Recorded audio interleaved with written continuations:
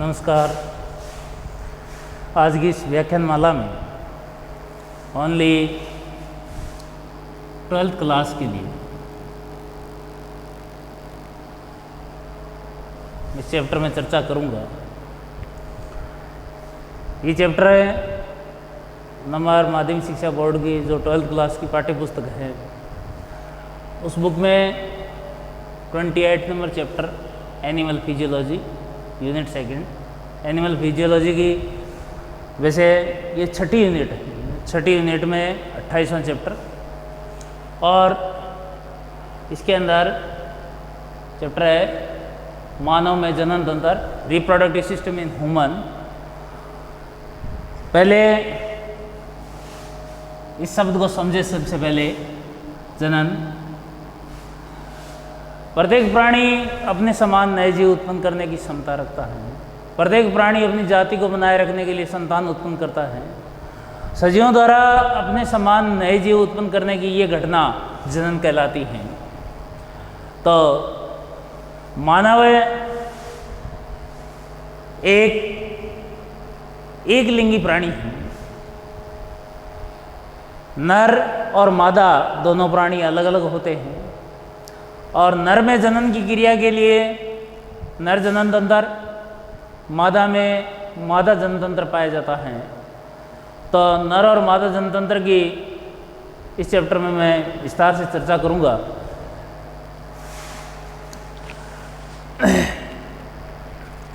सबसे पहले बात करते हैं नर जनन तंत्र की।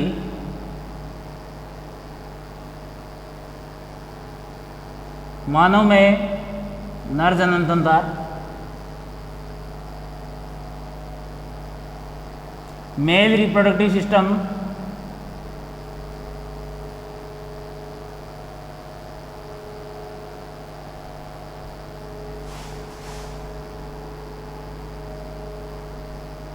इन ह्यूमन। मानव में नर जनन तंत्र। मानव में नर जनन तंत्र की अगर अपने बात करें तो इसके मुख्य जनन अंग के रूप में जनन तंत्र के जो अंग हैं कौन कौन से, ये जनन तंत्र कौन कौन से अंगों से मिलकर बना हुआ है। सबसे पहले प्राथमिक जनन अंग या मुख्य जनन अंग।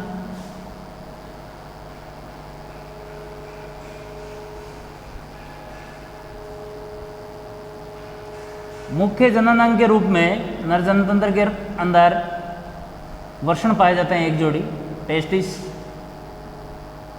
Primary sex organs testis present होंगे। सहायक जनन अंग के रूप में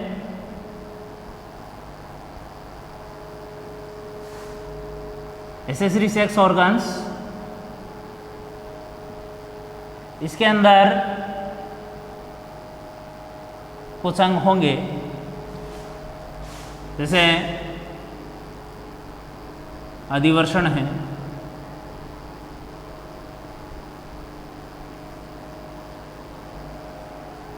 शुक्रवाहिनियां हैं,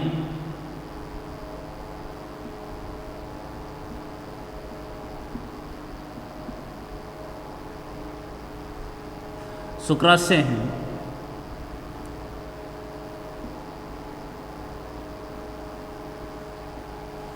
या आपने शुक्राशय की जगह पर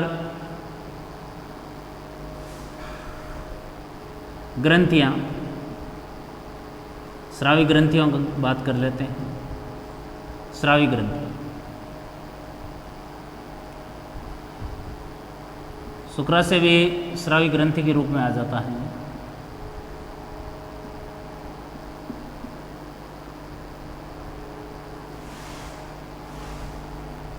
और इसके अलावा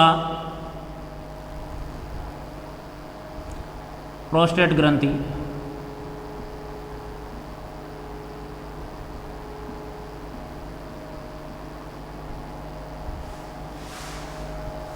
काउपर्स ग्रंथि,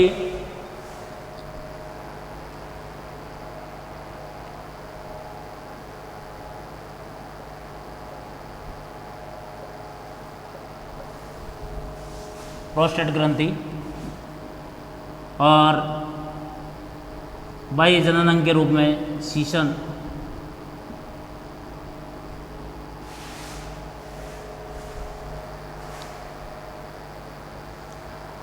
शीशन के बीचों बीच मूत्र मार्ग भी पाया जाता है। तो इन सभी की अपने विस्तार से चर्चा करेंगे। सबसे पहले जनन तंत्र का डायग्राम देखें, नर जनन तंत्र का। उसके बाद में प्राथमिक जनन अंग की चर्चा करेंगे।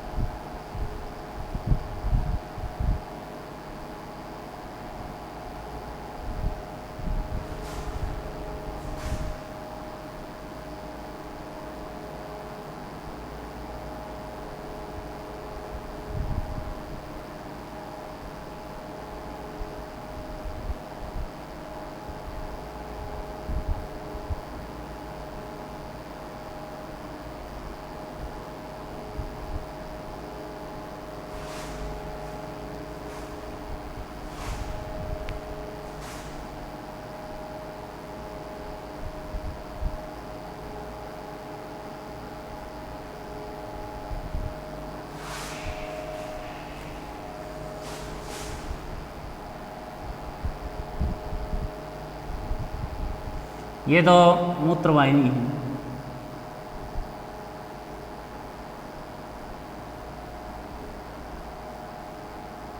जो शुक्रवाहिनी के साथ में फंदा बना रही है। तो नर जनन तंत्र में एक जोड़ी वर्षण पाए जाते हैं। वर्षण के चारों तरफ जो आवरण होता है उसको वर्षण कोश कहेंगे।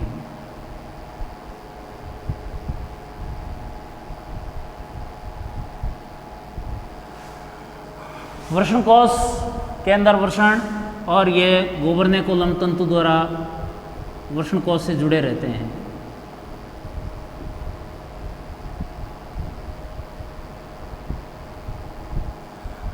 ये हैं आदि वर्षण, जिसमें शुक्राणुओं का परिपक्वन होता है, मैच्योरेशन होता है। तो वर्षण से जुड़े रहते हैं अधिवर्षण एपिडिडाइमिस, और इसे जुड़ी हुई है शुक्रवाहिनी। शुक्राणुओं के परिपक्वन होने के बाद में शुक्राणु शुक्रवाहिनी के अंदर से होते हुए किस में जाते हैं? शुक्राशय में जाते हैं।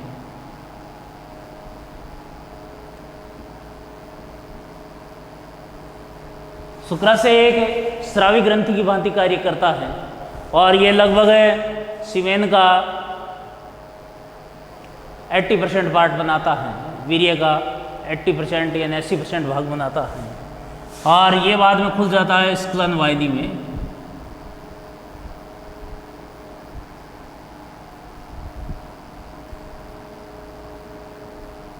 स्खलन वाहिनी खुलती है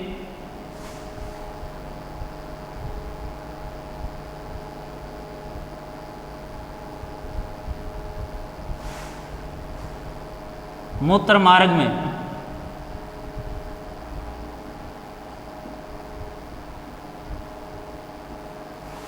मूत्र मार्ग शीशन के बीचों बीच स्थित होता है और इस मूत्र मार्ग के दोनों तरफ प्रोस्टेट ग्रंथि पाई जाती हैं जो क्षारीय द्रव्य का स्रावण करती हैं, जो शुक्राणु की गतिशीलता को बढ़ाते हैं। ये शीशन का आगे का भाग शीशन मुंड कहलाता है।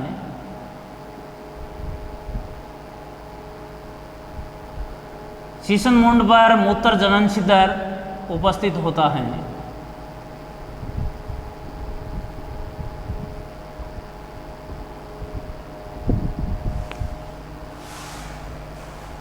तो ये नर जनन तंत्र की जो डायग्राम मुख्य चीज़ों की अपनी चर्चा करेंगे। तो मानव में नर जनन तंत्र में मुख्य रूप से मुख्य जनन के रूप में एक जोड़ी वृषण पाए जाते हैं। वृषण द्वारा वृषण है वो वृषण कोश के अंदर स्थित होते हैं। वृषण उदर गुहा से बाहर स्थित होते हैं, उदर गुहा के बाहर लटके रहते हैं। गर्भावस्था के 7वें माह में ये उदर गुहा से बाहर आ जाते हैं क्योंकि इनका टेम्परेचर 3 डिग्री सेंटीग्रेड उदर गुहा के तापमान से कम होता है, क्योंकि उदर गुहा के अधिक तापमान पर शुक्राणुओं का मैच्योरेशन नहीं होता है, परिपक्व नहीं होता है, इसलिए ये बाहर स्थित होते हैं और ये वृषण कोश से गुबर्नेकुलम तंतु द्वारा जुड़े रहते हैं। वृषण में शुक्राणुओं का निर्माण किया जाता है। वृषण में बने हुए जो शुक्राणु हैं वृषण से जुड़े रहता है अधिवृषण, जो एक कुंडलित नलिका है। अधिवृषण में जाते हैं शुक्राणु है। अधिवृषण में शुक्राणुओं का मैच्योरेशन या परिपक्वन होता है और अधिवृषण से जुड़ी हुई है शुक्रवाहिनी। शुक्रवाहिनियाँ दोनों वृषण से एक एक निकलती हैं।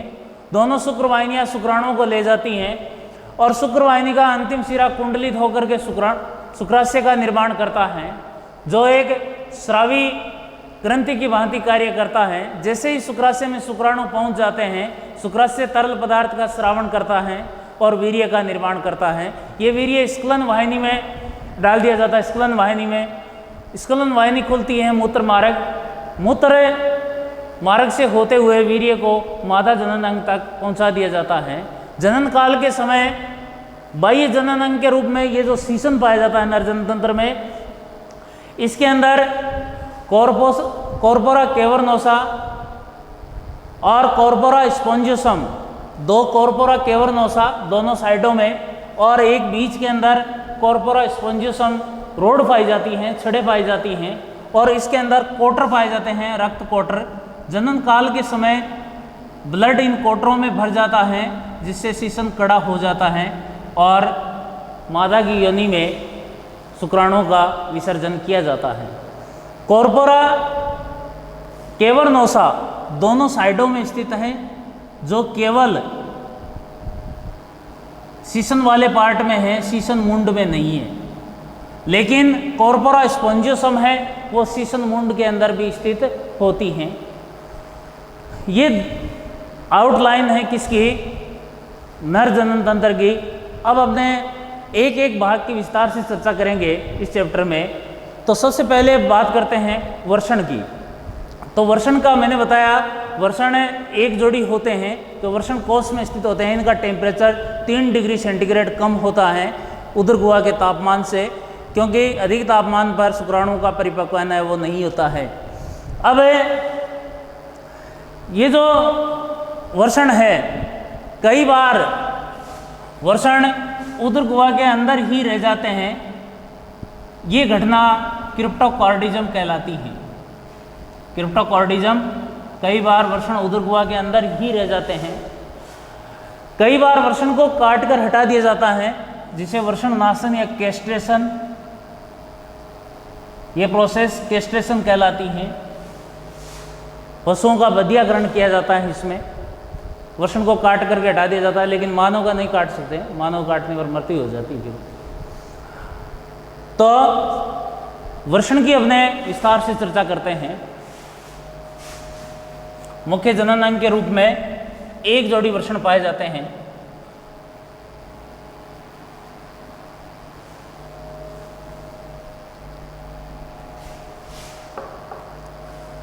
वृषण है वो वृषण कोश के अंदर स्थित होते हैं।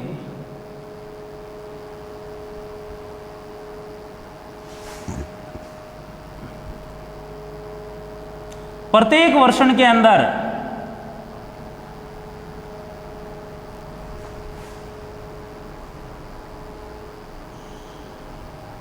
ये वृषण है। प्रत्येक वृषण में 250 से 300 खंड पाए जाते हैं। लॉब्स प्रेजेंट होते हैं, खंड पाए जाते हैं। तो प्रत्येक वृषण के अंदर 250 से 300 खंड है। इस तरीके से पालियां हैं, लॉब्स हैं। प्रत्येक खंड के अंदर वृषण का जो प्रत्येक खंड है, इस खंड के अंदर 2 से 3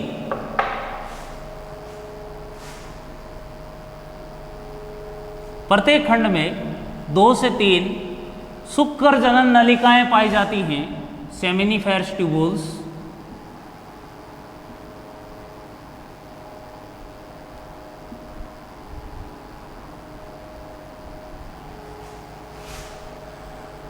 और इनके बीच के अंदर संयोजी और उपकला ऊतक प्रेजेंट होता है, और जहां पर कुछ कोशिकाएं पाई जाती है विशेष प्रकार की, जिनको लेडिंग कोशिका कहते हैं। लेडिंग कोशिकाओं का मुख्य कार्य टेस्टोस्टेरोन हार्मोन का स्रावण करना है। स्टेरोन हार्मोन का स्रावण किया जाता है लेडिंग कोशिकाओं द्वारा। प्रत्येक शुक्र जनन नलिका जो है, सेमिनिफेरस ट्यूबुल्स जो है, इसके अंदर 2 प्रकार की कोशिकाएं पाई जाती हैं। एक कोशिका को कहते हैं आदि जनन कोशिका, आदि जनन कोशिका, जिसका मुख्य कार्य शुक्राणु का निर्माण करना होता है।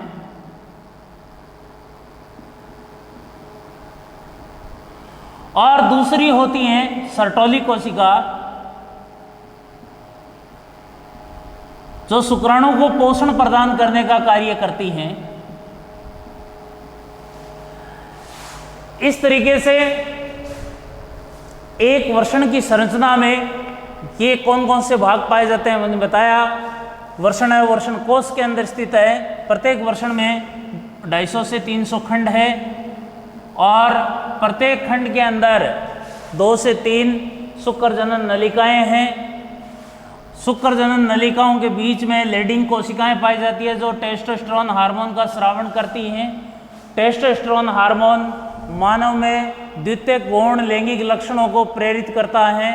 यौन आरंभ काल 14 से 16 वर्ष की आयु में प्रारंभ हो जाता है, जो शुक्र जनन की क्रिया को प्रेरित करता है, शुक्राणु निर्माण को प्रेरित करता है।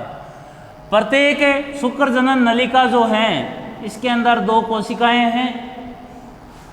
कौन सी? आदि जनन कोशिका और सर्टोली कोशिका। आदि जनन कोशिका शुक्राणु का निर्माण करती है, सर्टोली कोशिका इस शुक्राणु को पोषण प्रदान करती है। तो डियर फ्रेंड्स, इसमें हमने बात की मुख्य जनन अंग के रूप में वृषण। नेक्स्ट वीडियो में अपने चर्चा करेंगे सहायक जनन अंग। धन्यवाद।